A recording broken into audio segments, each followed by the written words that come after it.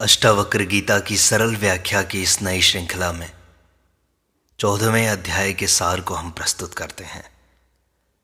मुनि अष्टावक्र राजा जनक को आगे समझाते हैं कि जनक, मुक्त वही है जो विकल्पों से परे है। जो साधक हर समय विकल्प में उलझा रहता है वो बंधन में ही है, परंतु जो विकल्पों की पकड़ से बाहर निकल गया है वह मुक्त है। मुक्त अवस्था में कोई द्वैत नहीं रहता, ना अच्छा ना बुरा। मन को यह स्थिति भ्रम में डालती है, क्योंकि मन विकल्पों से ही बना है, परंतु आत्मा केवल साक्षी है। यह विकल्पों के पार की स्थिति है। जब साधक देखता है कि हर विकल्प एक भ्रम है, तब वह अपने भीतर लौटता है। मुक्त व्यक्ति किसी निर्णय के आधार पर नहीं चलता। मुक्त व्यक्ति किसी निर्णय के आधार पर नहीं चलता, बल्कि सहजता से प्रवाहित होता है। यह प्रवाह सत्य से उत्पन्न होता है, विचारों से नहीं। जहां विचार मौन हो जाएं, वहीं आत्मिक शांति खिलती है। यही निर्विकल्प समाधि है। विकल्पों की समाप्ति ही आत्मा की अनुभूति है। सुख दुख की समान दृष्टि ही वास्तविक समता है जनक। जब साधक सुख में उलझ जाता है तो वह दुख से डरने लगता है, परंतु जो व्यक्ति दोनों को एक सा देखता है वही समत्व में स्थित होता है। समत्व का अर्थ है भीतर ऐसा केंद्र बनाना जो किसी भी बाहरी स्थिति से विचलित ना हो। ये केवल समझ से नहीं, अनुभव से आता है। सुख को पकड़ने की लालसा और दुख से बचने की छटपटाहट दोनों ही मन की चालें हैं। आत्मा न सुख में डूबती है न दुख में गिरती है। जो आत्मा में स्थित होता है वह केवल देखता है। सुख आए या दुख केवल एक लहर है। यही समता योग है। यही ज्ञान की परिपक्वता है।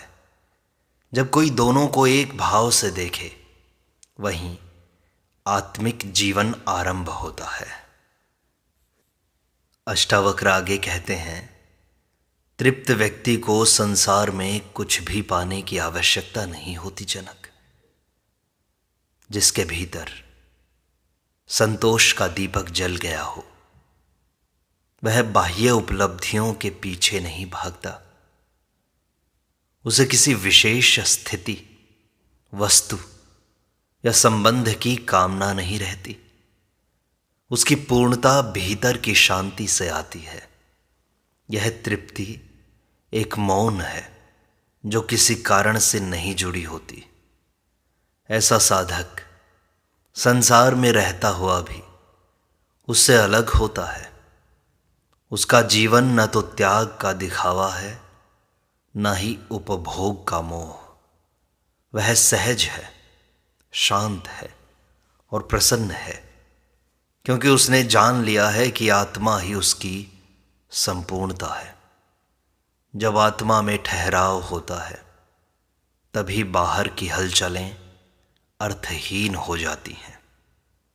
यही वास्तविक तृप्ति है, जिसे कोई सांसारिक वस्तु छीन नहीं सकती। आत्मा में स्थित साधक का मन स्वयमेव शांत रहता है। मन को शांत करने के लिए प्रयत्न करना एक भ्रम है। मन तभी शांत होता है जब साधक आत्मा में विश्राम करता है। यह विश्राम प्रयास से नहीं आता, बल्कि गहन समझ से आता है कि मैं मन नहीं हूं। जब यह विवेक जागता है तो मन की गति स्वभावतः मंद हो जाती है। शांत मन स्वयं में आलोकित होता है और उसमें आत्मा की झलक स्पष्ट दिखाई देती है। यह स्थिति किसी बाहरी अनुशासन से नहीं आती, बल्कि भीतर की जागृति से आती है। इसलिए आत्मज्ञान ही मन की औषधि है। ध्यान से अधिक जरूरी है जागृत होकर देखना, जो आत्मा की दिशा है। जब आत्मा प्रकट होती है, मन स्वतः नतमस्तक हो जाता है। बुद्धिमान व्यक्ति उस अज्ञानी से भिन्न है जो शरीर को ही आत्मा मानता है। अज्ञानी व्यक्ति अपने शरीर, मन और भावनाओं को ही स्व समझता है। उसके लिए आत्मा एक कल्पना है। परंतु बुद्धिमान जानता है कि शरीर केवल एक आवरण है। आत्मा उसके भीतर एक चिरस्थायी ज्योति है, जो देखती है पर जुड़ती नहीं। यह भिन्नता ही वास्तविक विवेक है। जब यह भिन्नता स्पष्ट होती है, तब ही जीवन में मुक्ति संभव है।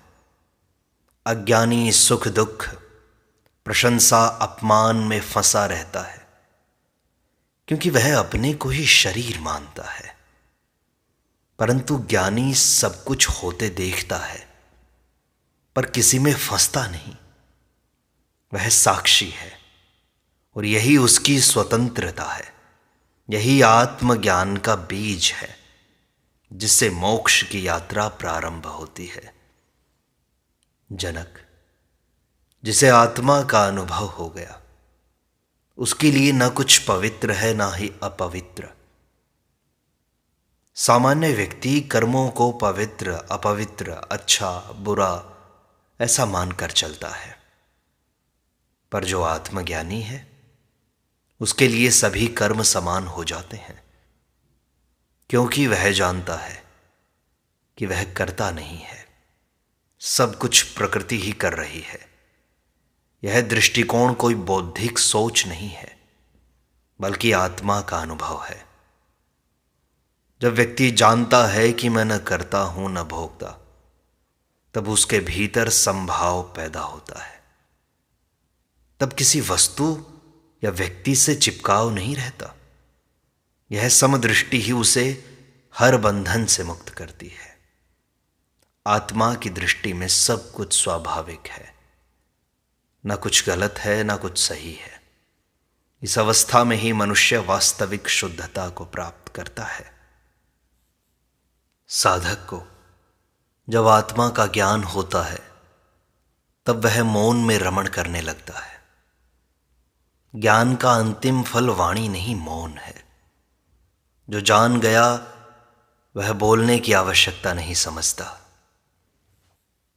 उसका मौन भीतर से आता है, कोई नियंत्रण नहीं, केवल गहन स्थिरता।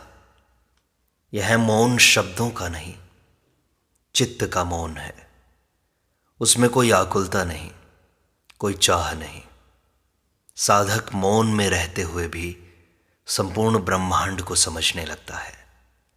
यह स्थिति ध्यान से भी परे है, जहां केवल होना शेष बचता है। मौन साधना का शिखर है, जहां आत्मा और ब्रह्म एक हो जाते हैं। जब शब्द गिरते हैं तभी सत्य खिला करता है। यह मौन ही आत्मा की सबसे ऊंची भाषा है। जनक, जो आत्मा को जान गया वह कर्मों के बंधन से परे चले जाता है। साधारण मनुष्य सोचता है कि अच्छे कर्म करेंगे तो मुक्ति मिलेगी, परंतु अष्टावक्र कहते हैं, जब तू जान लेता है कि तू आत्मा है, न करता न भोगता, तब सभी कर्म स्वतः समाप्त हो जाते हैं। आत्मा अकर्ता है, वह केवल साक्षी है। जो इस सत्य को पहचान लेता है वह बंधनों से छूट जाता है। वह कुछ करने की आकांक्षा से नहीं चलता, न ही फल की चिंता करता है। ऐसे साधक के कर्म होते हैं, पर वे उसे बांधते नहीं, जैसे कमल के पत्ते पर जल। इस अनुभव से वह मुक्त अवस्था में जीता है। उसका जीवन एक प्रार्थना बन जाता है, न केवल बाहरी कर्मों से, बल्कि आत्मा की शुद्ध उपस्थिति से उसका जीवन संपूर्ण हो जाता है। और यही परम वैराग्य है। जब साधक जान लेता है कि वह न कोई संबंध है न ही देह, तो वह स्वतंत्र हो जाता है। संबंधों में बंधकर हम खुद को माँ, पिता, पुत्र, पति, पत्नी समझते हैं। यह देह आधारित भ्रम है। आत्मज्ञानी जानता है कि वह न किसी का संबंधी है, न कोई नामधारी वस्तु। वह शुद्ध आत्मा है जो न जन्म लेती है न मरती है। जब यह सच्चाई स्पष्ट होती है, तब प्रत्येक संबंध केवल एक भूमिका जैसा प्रतीत होता है। तब जीवन का अभिनय चलता है, पर भीतर कोई आसक्ति नहीं रहती। यह भीतर की स्वतंत्रता है जो बाहर की जिम्मेदारियों को भी हल्का बना देती है। असली मुक्ति यहीं से प्रारंभ होती है। वह जानता है मैं असीम चैतन्य हूं। यह ही उसकी पहचान है। जो आत्मा को जानता है उसका मन से कोई संघर्ष नहीं होता। मन वहां तक ही संघर्ष करता है जहां तक अज्ञान है। आत्मा को जान लेने के बाद मन जैसे बुझ जाता है। विचार कम हो जाते हैं, द्वंद्व समाप्त हो जाते हैं, क्योंकि अब मैं का केंद्र बदल गया होता है। पहले मैं शरीर और मन में था, अब वह आत्मा में स्थिर है। वहां कोई चिंता, अपेक्षा या तुलना नहीं होती। जब आत्मा की दृष्टि स्पष्ट होती है, तब संघर्ष करने का कुछ बचता ही नहीं। साधक केवल साक्षी बनकर सब देखता है, भीतर और बाहर दोनों को। यही आत्मिक विश्राम है। यहां मन स्वयं समर्पित हो जाता है। यही समाधि का आरंभ है। अष्टावक्र जनक को आगे समझाते हैं कि आत्मा के ज्ञानी के लिए जगत केवल एक दृश्य है जिसमें वह लिप्त नहीं होता। साधारण व्यक्ति जगत को वास्तविक मानकर उसमें उलझ जाता है, परंतु आत्मज्ञानी के लिए जगत केवल एक चलचित्र की तरह होता है। वह उसमें भूमिका निभाता है, पर जानता है कि यह दृश्य है, स्वप्नवत है। उसका भाव यह होता है, यह हो रहा है, पर मैं उससे अलग हूं। यह ज्ञान कोई दूर की बात नहीं, बल्कि प्रतिपल की सजगता है। संसार चलता है, लोग आते जाते हैं, सुख दुख आते जाते हैं, पर ज्ञानी केवल देखता है। उसकी दृष्टि में ये सब एक लहर है जो उठती है और मिट जाती है। वह साक्षी बना रहता है, स्थिर, मौन, प्रसन्न। आत्मज्ञानी को संसार से कुछ प्राप्त नहीं करना, इसीलिए वह स्वेच्छा से जीता है। जो आत्मा को जान गया, उसे न तो कोई इच्छा खींचती है, न कोई लक्ष्य बांधता है। वह संसार में केवल सहजता से जीता है, न योजना, न डर, न लालसा। उसकी चाल स्वतंत्र होती है, जैसे हवा बह रही हो। वह जानता है कि कुछ पाना नहीं, क्योंकि सब कुछ भीतर पहले से ही है। इस पूर्णता से जीवन में सहज प्रेम, सहज मौन, सहज करुणा प्रकट होती है। उसका कोई आचरण दिखावे का नहीं होता, वह स्वाभाविक होता है।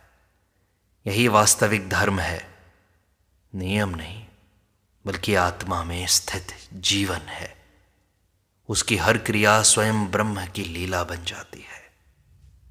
मुनि अष्टावक्र राजा जनक को आगे कहते हैं, जिसने अपने भीतर आत्मा को पहचान लिया, वह कहीं भी हो स्वतंत्र रहता है। अज्ञानी व्यक्ति सोचता है, एकांत में जाएंगे, अकेले रहेंगे तो मुक्ति मिलेगी। परंतु अष्टावक्र कहते हैं, जो जान गया वह संसार के बीच भी निर्लिप्त रहता है। वह बाजार में हो या श्मशान में, शांति उसके भीतर है। उसका केंद्र बाहर नहीं, भीतर स्थित होता है।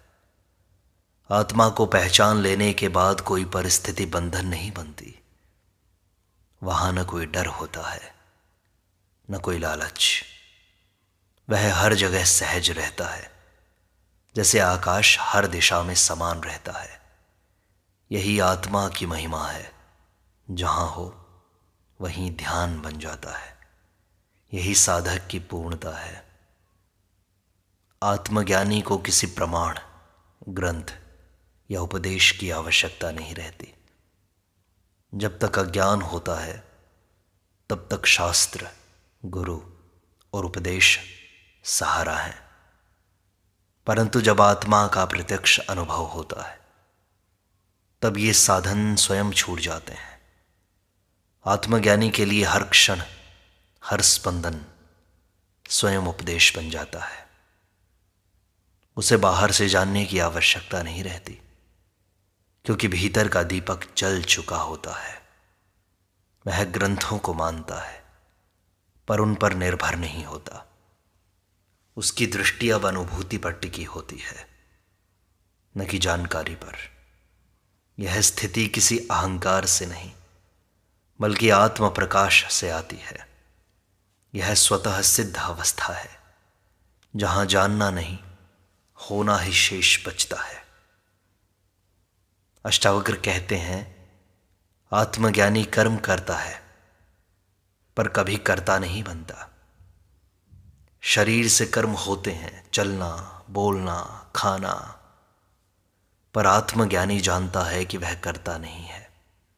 वह देखता है कि प्रकृति अपनी गति से सब कुछ कर रही है। जब मैं करता हूं यह भाव गिर जाता है, तभी असली मुक्ति प्रारंभ होती है। तब कर्म बांधते नहीं बल्कि ध्यान बन जाते हैं। साधक तब प्रत्येक कर्म में साक्षी बना रहता है। यह साक्षी भाव ही उसे मोक्ष की ओर ले जाता है। वह कार्य करता है पर बिना स्वार्थ, बिना पहचान के। यही निष्काम कर्म है जो भीतर पूर्ण शांति उत्पन्न करता है। जनक, आत्मा को जानने के बाद जीवन एक उत्सव बन जाता है। आत्मा का अनुभव केवल गंभीरता नहीं अपितु गहन आनंद भी है। जब कोई जानता है कि वह अमर आत्मा है तब मृत्यु का भय गिर जाता है। फिर हर क्षण, हर श्वास, हर संबंध एक उत्सव बन जाता है। यह कोई कृत्रिम प्रसन्नता नहीं बल्कि भीतर से फूटा हुआ आनंद है। वह रोए या हंसे, बोले या मौन हो, सब एक चैतन्य की अभिव्यक्ति होती है। उसका जीवन किसी भूमिका का नहीं बल्कि आत्मा की लीला बन जाता है। यही आत्मा का सौंदर्य है, यही मुक्त जीवन की पहचान है। जनक, आत्मज्ञानी को कोई विचार आकृष्ट नहीं करता। वह विचारों का पारदर्शी साक्षी होता है। साधारण व्यक्ति विचारों में बहता है, इच्छाओं, भय, कल्पनाओं के रूप में। परंतु आत्मज्ञानी विचारों को आता जाता देखता है जैसे आकाश में बादल। वह उनमें लिप्त नहीं होता, ना ही उनसे डरता है। विचार उसे छू नहीं सकते क्योंकि वह उनसे पहले मौजूद है। वह जानता है कि विचार प्रकृति का हिस्सा है, आत्मा नहीं है। यह अनुभव उसे एक मौन और स्थिरता में स्थापित कर देता है। वह विचारों को दबाता नहीं, बस उनसे स्वयं को जोड़ता नहीं है। यही बुद्धिमत्ता है, साक्षी भाव में रहना। इस साक्षी भाव से ही विचार शांत होते हैं। आत्मज्ञानी को न तो कुछ खोने का भय होता है, न कुछ पाने की आशा। जब कोई जानता है कि वह शुद्ध चैतन्य है, नाशवान शरीर नहीं, तब वह किसी भी वस्तु से स्वयं को नहीं जोड़ता। संसार की कोई भी चीज स्थायी नहीं है, धन, संबंध, प्रसिद्धि या शरीर। जो इस सत्य को पहचान लेता है वह इनसे डरता नहीं, ना ही लालायित होता है। आत्मज्ञानी जानता है कि उसे जो चाहिए वह भीतर पहले से है। यह स्थिरता उसे संतुलित बना देती है। ऐसा साधक दुख में भी विचलित नहीं होता। और सुख में भी अहंकारी नहीं बनता। यही तो वैराग्य है, न कुछ जोड़ना, न कुछ छोड़ना, न कुछ पकड़ना, बस स्वयं में स्थित रहना। अष्टावक्र कहते हैं, आत्मज्ञानी की उपस्थिति मात्र से वातावरण में शांति फैलती है। जब व्यक्ति भीतर से शांत होता है तब उसकी उपस्थिति ही ध्यान बन जाती है। वह कुछ बोलता नहीं, फिर भी लोग उसकी ओर आकृष्ट होते हैं। आत्मज्ञानी का मौन ही उपदेश होता है। उसकी दृष्टि में आसक्ति नहीं होती। उसका हृदय निस्संग पर करुणामय होता है। जैसे चंद्रमा की शीतलता अंधेरे में प्रकाश देती है, वैसे ही आत्मज्ञानी की मौन उपस्थिति लोगों के भीतर गहराई लाती है। वह कुछ करना नहीं चाहता, फिर भी उसके होने से बहुत कुछ घटता है। यही आत्मस्थित अवस्था है, जहां साधक स्वयं तपोवन बन जाता है।